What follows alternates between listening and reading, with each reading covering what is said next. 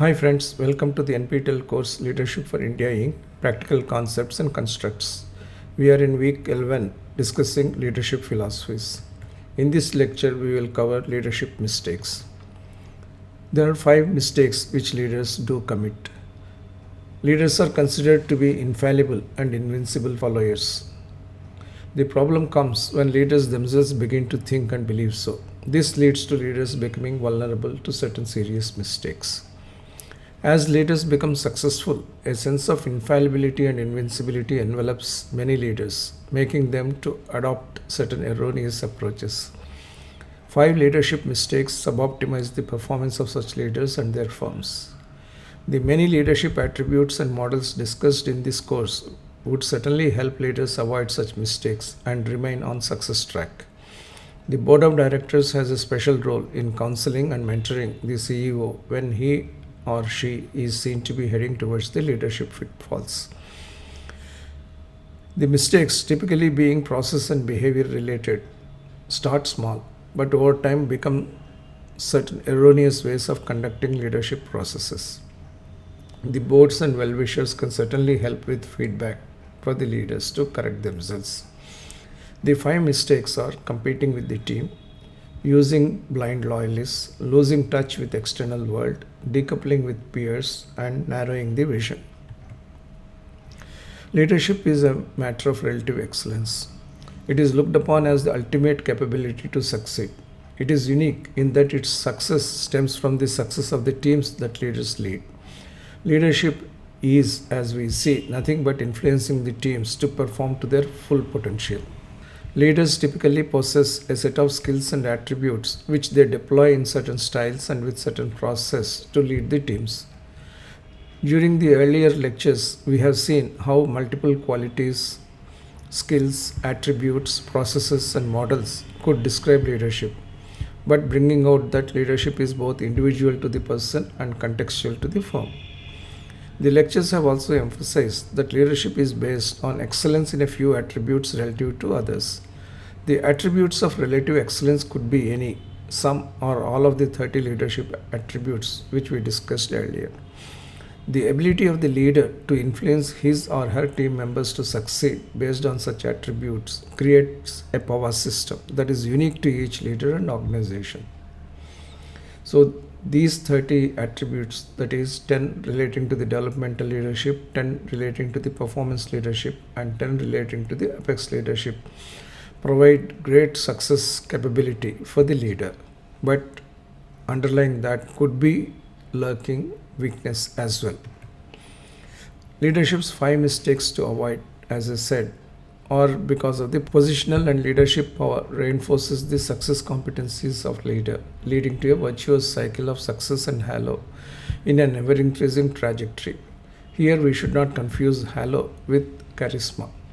Along with the success and halo comes a sense of infallibility and invincibility, which gets fueled by relative superiority that leader assumes for himself or herself. In some leaders, such relative superiority just remains as a streak, and in some leaders, it starts becoming a dominant characteristic. When the latter happens, leaders start committing certain mistakes with the assumption that their supremacy and power are unchallenged. This mindset becomes counterproductive to their organizations in the long run because it snuffs out independent opinion on the one hand and barricades potential leaders on the other. The sense of relative superiority, which is a result of the self-perpetuating cognitive bias of a leader with reference to his or her success, prompts him or her to commit certain mistakes. We will discuss these 5 mistakes which I mentioned earlier. I would call them also erroneous approaches. The leader is tempted to commit them, and they do have a deleterious impact on the leader as well as the firm. The leadership mistakes that need to be avoided are the following 5: competing with the team, using blind loyalists, losing touch with the external world, decoupling with peers, and narrowing the vision. These happen because leadership success is accompanied by perceptions of relative superiority, absolute infallibility, and apparent invincibility, as we discussed. Leadership journey has many pitfalls on the path of eulogized success. An objective and competent board can help restore the perspectives for the leader.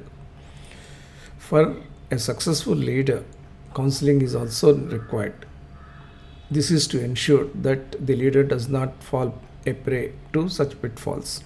Companies must therefore have boards that are filled with wise and articulate leaders who can engage with the CEO and CXOs in a fearless and an objective manner. Some of the ways in which the leaders could communicate with the leaders and how the senior leaders' voice and counsel is still important after the tenure have been discussed in the earlier lectures.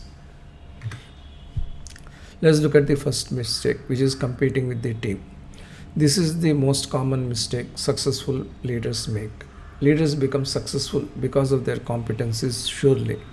That should not prompt the leaders to wear their competencies on their sleeve. The leader should not try to prove to the team members that he or she is superior.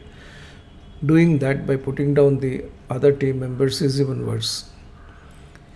One must recognize that the team members could in fact be better than the leader himself or herself. It is a fundamental recognition because the team leaders, the SLT members, generally are younger to the senior leader.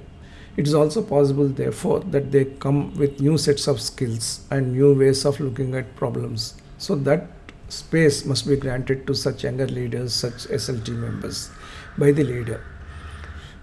This awareness amongst the subordinates develops based on the individual and team successes and group collaboration. But a great leader should be able to perceive that potential and facilitate its realization amongst the subordinates and the younger leaders. However, if the leader always tries to prove that he or she is superior to his team and would hardly give credit to the team for their successes, then it would be a disablement of the capabilities which the leaders below the apex leader have or the managers below a leader have. This is a definite demotivating factor even for the most capable. I have seen leaders collect information ahead of the meetings and then get into a mode of proving the participants of the meeting wrong on many counts, if not on every count. This is an aggrandizement of the position from an intellectual angle with the sole motive of putting down the other leaders and also directing these discussions in a manner that the leader would like to have. A leader who is always attempting to prove his superiority over his colleagues ends up using his positional power to achieve this, given the fact that he may not be intellectually superior on all counts. There are several negative consequences of a leader competing with his or her team. But before that, let's recognize that good leaders have two characteristic features. They need to have superior people in the team. They need to motivate members to excel over the leader. Any mistake that prevents a leader from fulfilling these two responsibilities is a grievous mistake for the leader. Let's look at some more aspects of competing with the team.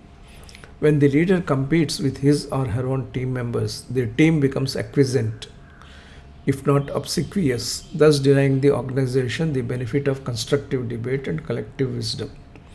Such competition places too much power in the hands of the leader, who may start abdicating his developmental responsibility in favor of self-perpetuation. We have seen that one of the most important roles of a leader is to develop other younger leaders or aspirant managers into leadership positions.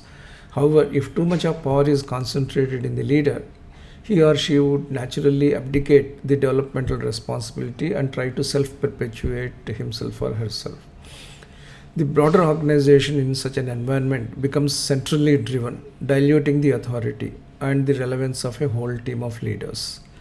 As a consequence, potential leaders become blind followers, passive aggressors, or take up early exits. To avoid this, developmental leadership competencies must be utilized and deployed in full and with correct understanding by the leaders, so that the best is brought out of the team members. By the time the leader and the board come to realize the folly mostly through some failures, they would find that the organization has no potential leaders. Eventually, the reputation of the leader as the concentrator of power would inhibit the entry of external leadership talent as well. These are the challenges that are involved in competing with the team, and these are definitely not merely challenges that need to be overcome by the leader but could cause grievous damage to the organization.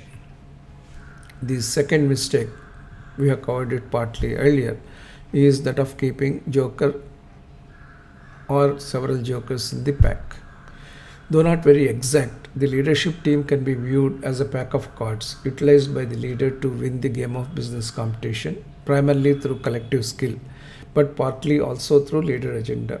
Typically, a leader would like to push the projects he has in mind because the leader honestly believes that that's the way to go for the organization. However, that has to be achieved through persuasion, influencing, and eventual alignment of the whole team.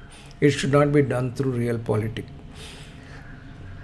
The joker card in a pack of cards has no sequential or set attribute but has enormous value to be used as any other desired card to make a set or sequence. Leaders tend to have a team member who is loyal to the core and who fulfills the role of a joker in the pack for the leader. Even great corporations tend to have a joker or two in the leadership pack.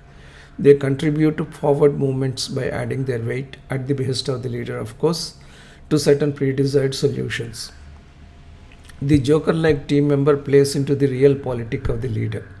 The trouble, however, arises when the joker member lacks even basic competence and objectivity, or when the leader has too many joker like team members in the pack.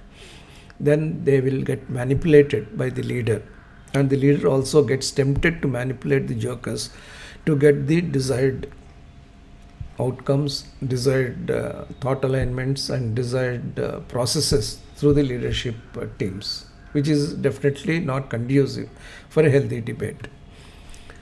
Unlike in a card game, a joker in a leadership team must possess some basic leadership individuality and objectivity, failing which he would erode the person of the leader even further. It would be very open for the rest of the members to see how the joker card is being played by a leader.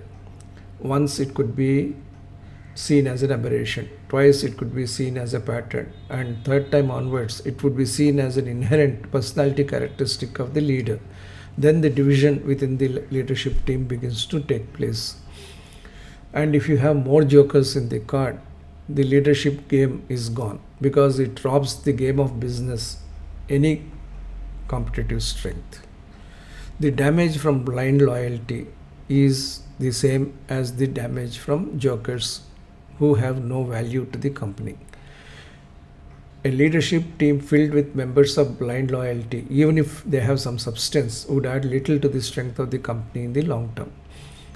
There would be no issues to debate and no decision to make when blind loyalists are manipulated to support leadership whims and fancies. A leader who encourages a joker without any competency or fills his pack with too many jokers would find it difficult to reconstitute the deck, even if wisdom dawns on him, because unlike the competent leaders, the jokers tend to stay on for a lifetime. So they become millstones around the neck of the leader who has initially benefited by manipulating them. There is only one way to deal with the excess of jokers: offer them sinecure positions and make them lead inconsequential non-mainstream divisions if those jokers need to be rewarded for the loyalty they have shown to the leader. The more durable option would of course be to lead by the positive, lofty leadership model in totality. That is, proper loyalty, proper objectivity, proper faith, and proper trust, and proper integrity. Loyalty has to be encouraged in a positive sense and not in the blind loyalty sense. The third mistake is drawing the blinds. We all stay in our homes, and we stay in our homes even more now in the context of the work from home. If you imagine yourself being in a home with curtains drawn all through the day and all through the month and all through the year, you get cut off from the external environment. A company is also like a home. More so, the headquarters, which houses the central leadership team, is like a cozy home. It is no doubt a part of the larger community that is the firm and the industry as well as the society. However, the headquarters is a mini community by itself. It has got great power to direct the operations of a company, particularly if the company is multi site, multi field, and multi domain company. So, there is a real world and there is a digital world today. The real world is of the field where things are happening. The real world is that of the R&D laboratory where the products are getting discovered and developed or invented and refined.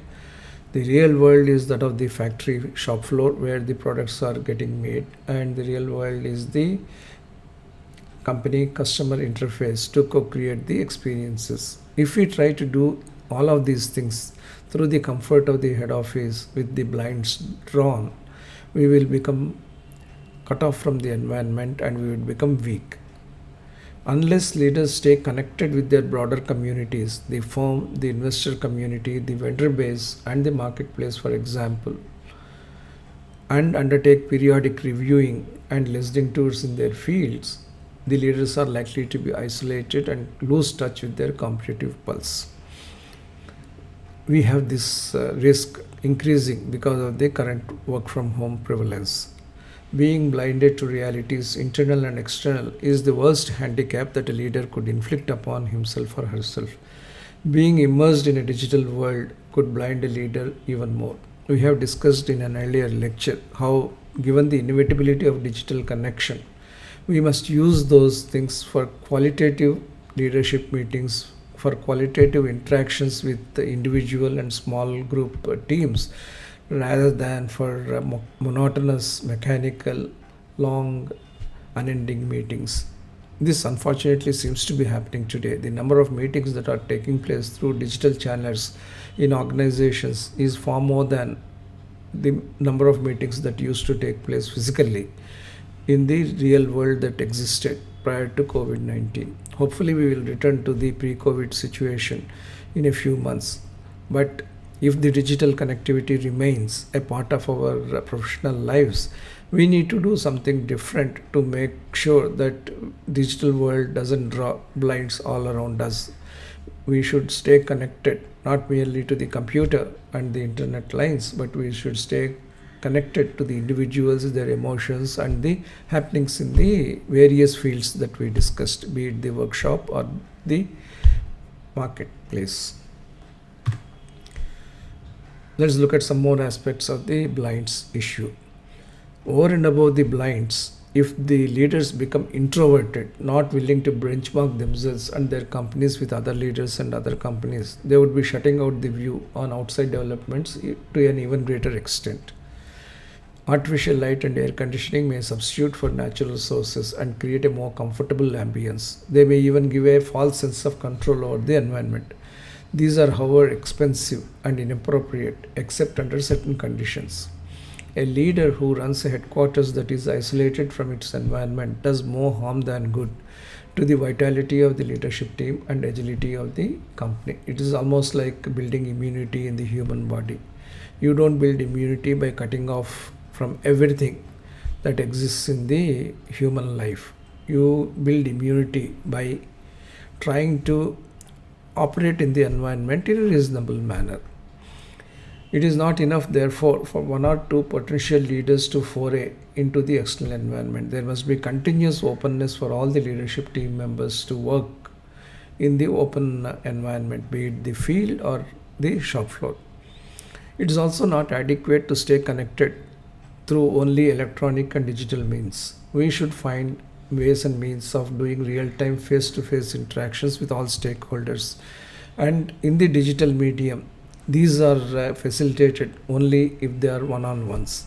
In group digital interactions, the finding is that the overall connectivity is far lower than what it would be in terms of a physical meeting. So while digital meetings of large numbers of people is unavoidable, they should be interspersed with one-on-one meetings even on the digital platform. Then only there could be a connected leadership model that would work out. Another mistake is deep coupling with peers. Who is a peer? A peer for a leader is someone at his level in terms of formal position as well as intellectual status. And from an organizational point of view, who heads a similar domain or a business. Within the SLT, every member is a peer to the other. Within the managerial circles, every manager is a peer to every other manager. And from a CEO perspective, the members of the board, or in a sense, the peers for the CEO. Peer review in academic and research setting is a common practice to ensure academic standards and incorporation of alternative viewpoints. And it should be a similar circumstance and similar approach in corporations as well. However, unfortunately, in corporate and business settings, peer review is not a practice. A leader, if he or she is hierarchy bound and in addition has a mistaken feeling of superiority, may never see anyone as his or her peer. It is important for a leader to appreciate aspiring leaders who are a level below him or her organizationally, and even managers several levels below as possible peers based on intellectual capabilities. Organizational structures and processes are designed, despite their bureaucratic nature, to provide several opportunities to couple with executives, managers, and leaders of shared or overlapping processes. These must be made use of. More than interactions, the intellectual absorption of different viewpoints matters, which is why I have talked about the connected leadership model. I have talked about the ways and means of connecting with people, several stages, younger or several stages hierarchically junior relative to the leader. This becomes very important in respect of peer interactions because intellectual absorption can add great value to the leader and perspectives of new thinking could emerge from different domains. This decoupling, which is the fourth mistake, has several issues. There are two ways of decoupling. There could just be mechanical interactions. Second, which is the worst way, is to build silos around oneself and others. Leaders who think of themselves as superior or feel it necessary to mask their weaknesses tend to deliberately decouple themselves from their peers, whatever be their status in the organizational or intellectual hierarchy. And those leaders who must talk to other leaders but do not have the intent or interest in coupling themselves with the peers for various reasons, they in fact depute their juniors to talk to the peers, and that obviously is a negative way of doing things. While it may help the junior to develop a little more of himself or herself, the peer will feel little insulted that the other leader has chosen not to talk to him directly and share the viewpoints. So it is leading the organization onto a slightly negative cycle. As I said, the worst way to decouple is to build silos around oneself and others.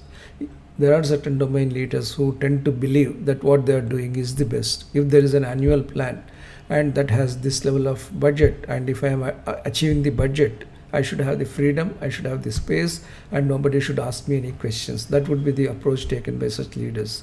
And such leaders actually succeed in creating silos around their domains. Peer review and feedback is a challenging process that requires responsible management by the leaders as well as the peers.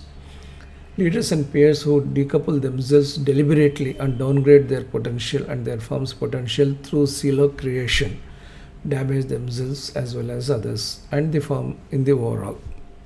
This mistake of decoupling with peers can be avoided by adopting the models of people leadership, connected leadership, and intellectual leadership that we discussed earlier.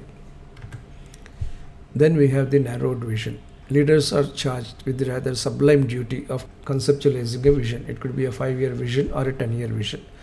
Vision is not a definition of a future business. It is more an expression of how a business would build itself and endure over a long-term horizon in the leader's imagination. There could always be the changing vision. Microsoft's vision once was to bring a computer to every desktop. Its vision today is to ensure productivity, diversity, and inclusivity in life through its technology business.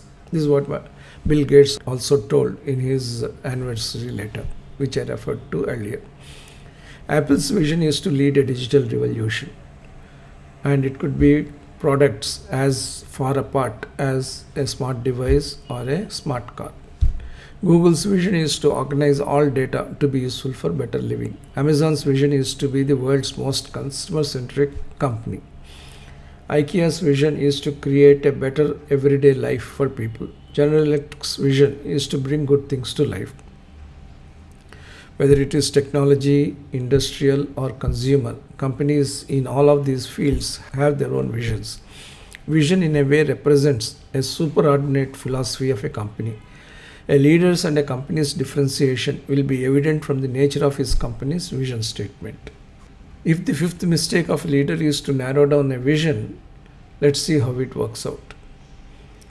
Vision, though contextual to a company, needs to be expansive as open sky horizon and capable of lasting for a sufficiently long span of time.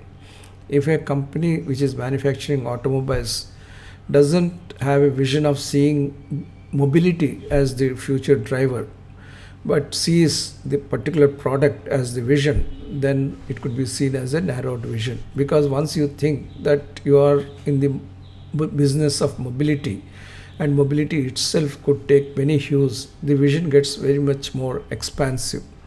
So, expressing a vision in terms of products and businesses and rankings is a hallmark characteristic of leaders with tunnel or narrow vision. This leadership mistake restrains an organization from absorbing its fundamental purpose and establishing a perpetual connect with its stakeholders that will last a generation, if not its own lifetime. It is not expected that a leader should develop a vision by himself or herself. We have seen how the visions are developed in the previous lectures. If the leader does not make the mistakes that are mentioned, he or she would be proactive, progressive, and also inclusive in developing a vision. There are 3-4 aspects of developing a great vision. 1. Develop the leadership bench first. Bring out its inner and innate potential. Seek contributions from the team members, and then develop an inclusive, long-lasting vision. You may ask, why shouldn't we do it for strategy? But fundamentally, we should do it for the vision of the company. Then the same cycle, the same process architecture becomes relevant even for developing a strategy or an execution plan. The mistake for downplaying the responsibility for vision can be avoided by leaders by adopting the pioneer leadership model discussed earlier. If the leader thinks of himself as the pioneer, his goal will be in developing a vision for the future of the company. So we have seen the 5 common mistakes, and also understood how the various leadership models we discussed earlier could be of help in avoiding the mistakes. Let's now look at the role of the board. The role of apex leaders, among many other important things, is to establish role models of leadership and nurture organizational processes that support leadership without blemishes. We need to have overwhelming conformity, so believe many leaders. However, if a leader makes any one or all of the 5 mistakes discussed so far, it would be difficult for others in the organization to correct them. So, there will be a culture of overwhelming conformity, because there is always this tone at the top that matters in an organization. It is the role model of the apex leader that sets the tone at the top. Secondly, the moment that kind of negative role model starts appearing on the leadership horizon, there would be lack of connectivity between the rest of the staff, particularly the managers and leaders, and the leader who is having such a deviant approach. It would be loss of connectivity that would exist rather than high level of connectivity, alignment, and engagement. So the rest of the leadership succumbs to the weaknesses because it is so difficult to establish connectivity to the erring leader. Unfortunately, the erring leader also succumbs to this issue because it is so lonely at the top. There are very few people who can provide genuine feedback as per formal organizational structures. It is indeed difficult for the leaders to have co-professionals within the organization or outside who can be relied upon to share issues or receive objective feedback, because the group dynamics start working. It is for this reason that the leader must be very wary of committing these mistakes, should be very open in ensuring that he or she has peer level interactions at all times. We discussed this in an earlier lecture, wherein the modalities to counter the loneliness at the top and to enhance connectivity with the broader organizations were also outlined. If leaders do not realize the need to avoid the five mistakes, the board of directors becomes the company's only hope. What can the board do? The board of directors is the institutional framework that can mentor and coach the apex leaders to live their leadership role in totality, avoiding the five mistakes. To be able to do that, the board must be a seasoned board. To be able to mentor, each member of the board of directors must be seasoned and wise enough, and the board must be collaborative within itself. The board must be aware of the mistakes that are being committed by the leadership, understand the five mistakes that leaders could commit or the erroneous approaches they could take, and be introspective and reflect enough not to have committed them by themselves as members of the board. So the board also must be infallible in respect of the leadership mistakes. They should be a cut above in terms of being very functional, very objective, and following, in a matter of speaking, the lofty model. And then the board will be in a position to support the CEO. The board must enable the apex leader to do the right things and avoid the mistakes mentioned herein, so that the leadership team and the firm can reach to their fullest potential. So performance review, corporate governance, which are the subject matters of the board, even if they happen every quarter, are excellent opportunities to take off and counsel the CEO and CXOs if the mistakes are detected and there is a need for correcting those mistakes in the board's view. The several leadership process and models that we discussed in this course, not limited to the models specifically referenced in this lecture, are equally applicable to the directors on the board to equip themselves to the task of coaching and mentoring the CEO. The board's role is not just a review of performance. It goes even beyond ensuring governance. It is also enabling the leader stay on course without committing the mistakes that we spoke about. To be able to understand these issues in proper perspective, the leader must understand the distinction between competence and loyalty. It is like comparing grain and chaff. This part of the lecture therefore focuses on one of the more serious mistakes of leaders, of letting loyalty turn into blind loyalty and also overshadow competence, leading to damaged performance of the organization. We have talked about loyalty and blind loyalty and compared as well, but with a view to say that there should not be blind loyalty. But here we are discussing the consequences of having blind loyalty to a greater extent. Let's see how this discussion moves forward with you. Leaders provide aspiration for their teams and in return gain their trust and support. Loyalty, therefore, is a natural concomitant when the leader consistently converts aspirations into accomplishments. Both loyalty and competence have merits if they are aligned to enhancing the entity's performance. A competent loyalist in a leadership team appreciates the leader's ideas and improvises on it for better performance. I have termed it genuine loyalty in the earlier lecture. I am giving the drift of a competent loyalist. A competent loyalist, even if he were the leader's confidant, that is, who enjoys the unmitigated confidence of the leader, would do good to the organization. An incompetent loyalist would skew the organizational processes and act as a drag on both the leaders and organization's performance. Ordinary loyalists are encouraged in certain organizational ecosystems due to considerations of realpolitik. An aligned leadership with competency metrics will be inspirational, with loyalty for nothing other than the value compliant wealth creation for the company. I talked about leaders, the managers being committed to the cause and not to the person per se. As long as the person, be it the leader or the manager, represents the cause and works his heart, head, and guts to execute on the cause, then loyalty could be there to the person. But if there were found to be variations between the person's agenda and the cause, then the loyalty must be to the cause.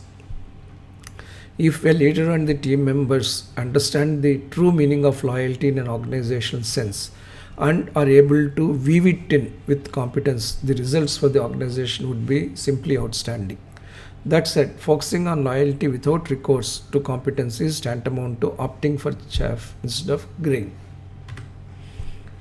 The complexity of organizations also cause these dilemmas, dichotomies. Individual survival and group living have been the two fundamental, though apparently bipolar aspects of human living from the start of civilization. As administrative, industrial, business, and political organizations evolved over time, teams have emerged as the basic platform of organized living. I refer to the organization being the home, the company being the home. The teams are the platforms that make organized living possible in these homes. Organizational form of corporations has given a new meaning and role to team leadership.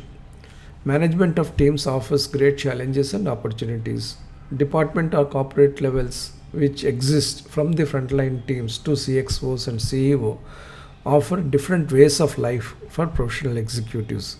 But in this plurality that exists in an organization, individual considerations often overwhelm and disrupt teams in terms of behavior and performance.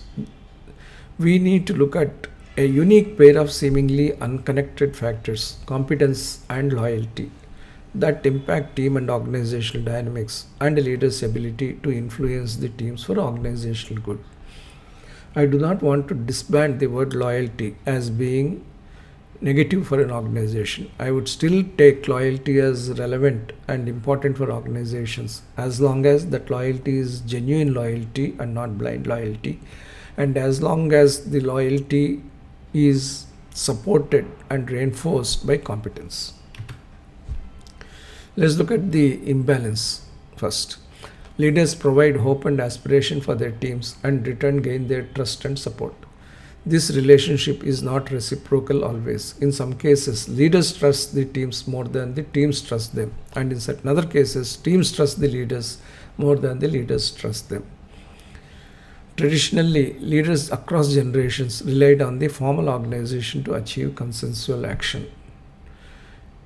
But informal organizations have started coming up in much greater way, and it is considered appropriate to look at both formal organization and informal organization to be able to meet the requirements of balance in an organization. Leaders tend to leverage their loyalists to secure a balance between the formal and informal organizations, to reinforce the leadership goals and to enhance the pros in their view and reduce the cons. However, unless this act of using loyalty to balance the formal and informal organization is carried out with some kind of wisdom, there could be more cons than pros. This suboptimization of team organization on the face of it is illogical and counter to good leadership practice and needs a behavioral evaluation. Why do leaders tend to use loyalists to work more on informal organization and derate or reduce the importance of the formal organization? Why is an imbalance being created deliberately in organizations to favor the informal organization vis-a-vis the formal organization? Leaders must realize that complexity needs competence and not merely loyalty. Management of modern day organizations, whether business, administrative, or political, has become a more challenging and complex task than ever, with a heavy responsibility devolving on the leaders. In today's competitive environment, leaders are required to build cohesive, high performance leadership teams with high competency metrics to be able to discharge their onerous responsibilities. In a well balanced leadership team, all missions and domains and their leaders should display equal competence and evoke equal confidence. In such a scenario, a leader can live up to the dictum of being objectively prioritized, with all the missions being equidistant from all the domains and equitable with all other leaders and other individuals of an organization. But irrespective of such a situation being existent or non-existent, it is not unusual for leaders to be selective in the way they repose their confidence across missions, domains, and members. Within the value chain of a company, there are several domains, and as I said again in another lecture, it is possible for a leader who has grown up the ranks to carry the legacy bias related to the core domain from which he or she has come to the top. So those kinds of improper selectivities could occur in organizations. Let's see why and how some members gain more appreciation than others. Some gain more appreciation through well demonstrated performance. In such a case, it is easy for the leaders to be loyal to such performers, and for the performers also to be loyal to the leaders, because a good dyadic relationship is getting maintained between the leader and the follower based on the performance. But strangely, such mutually agreed performance leads also to total compliance to the leader. While looking at the dyadic leadership model, we have seen how the leader will go out of the way to a member who is willing to support him in the performance, and how the follower also would go out of the way to support a leader who is looking after his career goals. Therefore, based on the performance paradigm itself, a kind of loyalty gets developed. Some people could gain more appreciation than others through well demonstrated loyalty. But to be able to balance that well demonstrated loyalty, we need to have competence. When competence is accompanied by a certain degree of independence from the leader, the loyalty gets seen in the appropriate prism. So, when you have performance, loyalty gets developed to an increasing degree, and that could mess up the matters in terms of the dyadic relationship. When there is gain in appreciation only through well demonstrated loyalty, you need to put in that extra effort to have competence as well as independence to be able to balance that loyalty that drove better appreciation. A leader, as much as a team member, needs to differentiate between loyalty and competence in an organizational context. The Lofty model presented many positive aspects of loyalty. In this lecture, the focus is on loyalty as a potential derailer of what competence could accomplish for the team and the organization. Let's see how it works. In every organization, we'll have two members who could be confused between them. One is a confident, the other is a loyalist. Both loyalty and competence have merits if they are judiciously balanced and together aligned to enhancing the performance of the entity. A competent loyalist is someone who appreciates the leader's ideas and personality. He or she also improvises on it for better corporate performance. A competent loyalist becomes the leader's confidant. A confidant is someone to whom the leader would turn to solve certain issues or to carry out the instructions. And how does someone become a leader's confidant? Fundamentally, he should be a competent loyalist and should have demonstrated the ability to put in superior corporate performance. Competency plus loyalty will lead to one being confident for a leader. The competent confidant wins praise from the leader and the team because the loyalty, commitment, performance, and perspectives are visible to be seen. A confidant typically becomes a troubleshooter for the leader and even a successor to the leader. From Henry Kissinger of the US government to Steve Ballmer of Microsoft Corporation, we have case studies of people who fused competency and loyalty to emerge as dominant forces of teams and organizations. If the organization is heavy on loyalty and low on competency, there could be some level of disaster for the organization. A loyalist who is only marginally competent or is even incompetent, on the other hand, drags down organizational performance. Let's look at these three aspects: conformity, objectivity, and supporting of objectivity. Ordinary loyalists observe, act, and speak as proxies for their leaders, without appreciating the merits of the case, skewing the organizational balance in the process. But in the complex modern day organizations, confidants who are objective and act as troubleshooters should be actually welcome in the teams, because they signify a typically Darwinian way of leadership selection. That is, they prove their performance, they are seen to be objective, and they have all the leadership qualities that are required to move into things. So it is a process of natural selection that occurs when you look for confidence, you look for competent loyalists. On the other hand, team members who seek only loyalty driven role should be less than welcome. It should be discouraged. They throttle independence and objectivity and often bring bias into managerial process.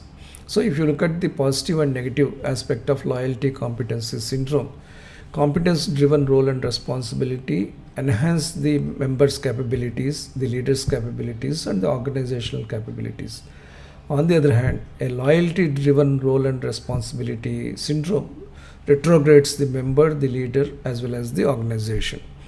A competent confidant has the right perspectives for the future.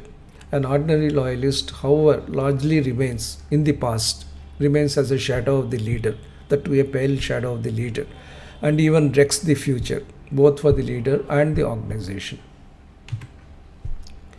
Let's look at the reasons why such skews happen.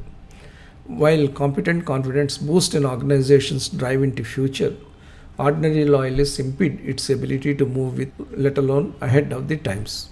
A confident, that is, a competent confident, is absolutely confident of his capability and competence as well as the loyalty to the cause, as I said, or to the leader who works for the cause. Such a confident is willing to even differ in an open manner from the leader as long as such challenges, such debates help the company's future. Whereas the loyalist, and particularly the not so competent loyalist, always waits for the leader's cues. Such a loyalist adopts a cautious approach that inhibits independent and proactive thinking on part of the other members of the organization.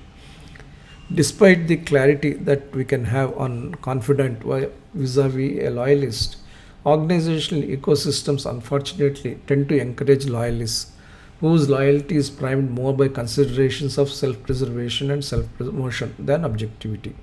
Leaders also tend to have run-of-the-mill loyalists than out-of-the-box confidence in their teams. When a loyalist is preferred for loyalty rather than competence to manage critical missions or crucial goals, it weighs down on the overall organizational performance. Yet, the loyalty's conformity instincts and the leader's dominance compulsions make for a puzzling but negative combination. The key to the puzzle, however, lies in the leadership realpolitik that pervades organizations. So, to understand why this happens as a trend in organizations, despite all the logic against it, let's understand the issue of leadership realpolitik. Complex leadership and management challenges are involved in setting up and growing business corporations or administrative entities. These require, among others, the following: crafting of vision, drafting of strategy, creation of an organization, raising of resources, building of facilities, assembly of inputs, setting up of partnerships, design, manufacture, marketing, and making profits. It is very patent from these aspects that these require business excellence, operational excellence, and people excellence. Therefore, on the face of it, superior leadership and management skills are called for on the part of not only the business leaders but also his or her leadership team. Let's look at what happens beneath the veneer. That said, there is a dimension of realpolitik beyond the textbook definition of leadership and management that governs corporate or administrative leadership in organizations. Realpolitik has its origins in politics or diplomacy, which dictates the formulation of policies and actions based primarily on practical considerations rather than ideological notions. That is the decent and good definition of realpolitik. However, in actual practice, and also as understood in a colloquial manner, the term realpolitik also pejoratively implies politics that are power centric and not necessarily principle centric, and which are often Machiavellian. Managing organizations requires not only leadership skills but realpolitik attributes as well to be able to remain at the helm, satisfying multiple internal and external stakeholder pulls and pressures. Realpolitik can distort business dynamics, people dynamics, and organizational competitiveness. Realpolitik will be of a minor nature at the lower levels of the organization. However, at the senior levels, where the funnel of influence increases, with including the board members, external stakeholders, investors, etc. The influencing factors becoming more, there could be entry of realpolitik considerations in the senior level dynamics. Leaders, being also careerists as anyone else, need loyalists to be in control of the corporate ship which is cruising in the choppy business waters. That is the driver for realpolitik to rear its head at the senior levels. It is now time to see whether the loyalist would be a joker in the pack. I would say that there is a lot of similarity between a blind loyalist and a joker who would be used by the leader in a manipulative manner.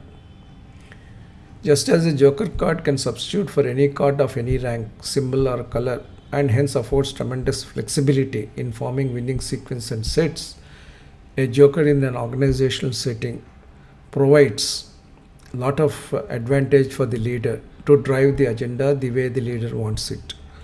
However, in a game of cards, the serving of joker cards is a matter of chance. It is not something the players can predict. However, in an organizational setting, it is a matter of organizational legacy or deliberate design because the leader gets to choose the joker. So it is not a game of chance, it is a game of deliberate manipulation to have a loyalist who works as a blind loyalist or a joker and confounds others. Therefore, this process of using a blind loyalist for short term gains, supporting the leader and undermining healthy debate, is a long term loss for the company. It leads to suboptimization of ideation and execution. The evolution of loyalists in a team is a matter that cannot be ignored. Sadly, leaders indulging in realpolitik for short term gains bestow as much attention on encouraging blind loyalists as on selecting competitive talent. So, we need to understand this mix of blind loyalty and an approach for using jokers that happens in leadership dynamics in organizations. Loyalist play is also power play. From a study of corporations that have seen dramatic failures from Enron to Lehman points out that unbridled power of the corporate leaders has been the root cause for corporate collapse. Such failure comes with circumvention of process through motivated management of leadership teams. Many examples of poor management and governance are reflective of how blind loyalists of corporate leaders could hijack organizations or even distort economies. Any or some of the CXOs enabled the typically dominant corporate leaders embark on wildly adventurous paths without any disrespect to the important role of CEOs and the CXOs. I may even say that organizations deliberately keep loyalists in certain key positions, and it could lead to tremendous loss of strength for the organizations. If you have key people without competencies working in technology oriented or efficiency oriented roles, the result could be disastrous in the long run for the company. For the examples that we have mentioned in passing, the Enron to Lehman kind of examples, there have been fake transactions. Example, virtual energy trading. There have been real estate bubbles, for example, subprime lending. There have been cases of siphoning of funds, and there have been related party transactions. All of these things happened because the blind loyalists or the jokers in the pack were implementing a few things without either the knowledge of what they were doing, without having the competence to understand the implications, or even if they understood, didn't have the openness and the capability to advise the leader or other CXOs to handle themselves correctly.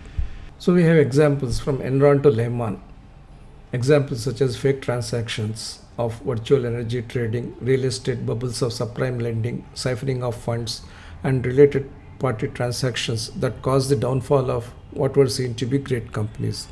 The leader's loyalist weakens the leadership fiber of the organization to the detriment of organizational solidity and leads to poor bad management and poor corporate governance. Loyalty tips the balance. Typically, a leadership team varies in size depending on whether a company is functionally organized or divisionally managed, and whether it is regional or global in its presence. The multiplicity of views in large teams can at times be highly vexatious and energy consuming for corporate leaders.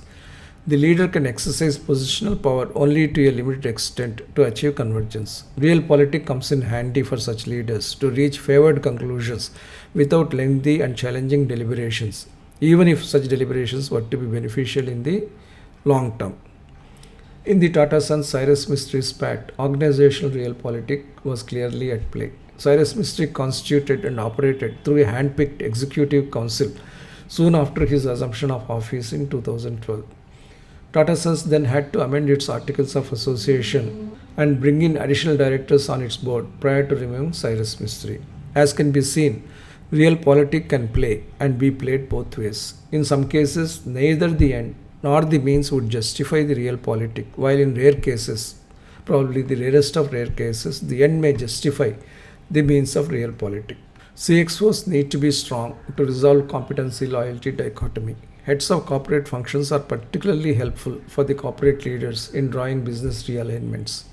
That is because they have the capability and positioning to develop plans, allocate resources, recruit manpower, and control certain shared services. Even in a multi site organization, even if the sites are doing very well, the corporate office and the heads working in the corporate office have got the ability to tilt the balance, because the central shared services can play realpolitik under the facade of resource optimization and central coordination. Loyalists can also be divisive too.